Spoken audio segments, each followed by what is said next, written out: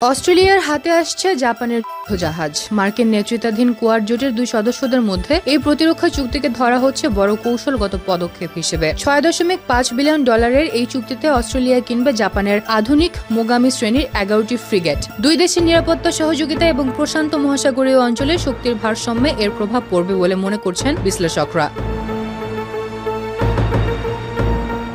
অস্ট্রেলিয়ার প্রতিরক্ষা শিল্পমন্ত্রী প্যাট কনরয় বলেছেন, গোপনে তৈরি এই ফ্রিগেট মিত্রদের আস্থা বাড়াবে এবং প্রতিপক্ষকে প্রভাবিত করবে। চলতি বছরের শুরুতে চীনা নৌবাহিনীর মহড়া ও টহলের পর ক্যানবেরার নিরাপত্তা উদ্বেগ বেড়েছে। নতুন ফ্রিগেটগুলো বর্তমান জাপানি সংস্করণের চেয়ে বড় হবে এবং 11,500 মাইল পর্যন্ত জ্বালানি ছাড়াই চলতে সক্ষম।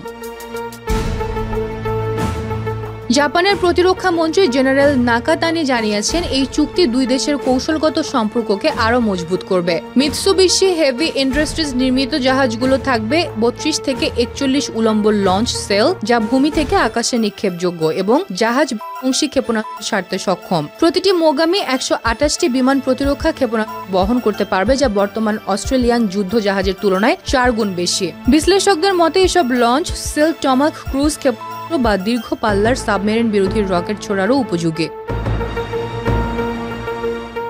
এছাড়া পাতলা ম্যানিং নকশার কারণে এই ফ্রিগেটগুলো তুলনামূলক কম ক্রু দিয়ে পরিচালনা হবে। যেখানে বর্তমান ANZAC শ্রেণীর ফ্রিগেটে লাগে 170 জন, সেখানে মোগামি চালাতে লাগবে উল্লেখযোগ্যভাবে কম জনবল। অস্ট্রেলিয়ার উপপ্রধানমন্ত্রী রিচার্ড মার্সেল বলেন, বড় আকার হলেও ছোট ক্রু দিয়ে চালানোর সক্ষমতা প্রমাণ করে এটি কতটা আধুনিক প্রযুক্তির প্রতিফলন।